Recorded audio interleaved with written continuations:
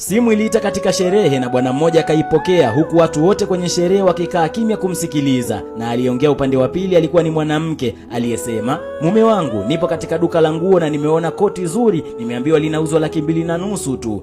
Yule bwana akajibu, lichukue tu, kama umelipenda linunue, nami nitalipia. Kisha mwanamke akaendelea tena, pia mume wangu, nimeliona gari zuri, lile ambalo mwaka jana lilikuwa linauzwa 50,000, leo nimelikuta linauzwa 47,000. Yule bwana kwenye simu akajibu, wewe lichukue, mimi nitalipia, wala usiwe na wasiwasi.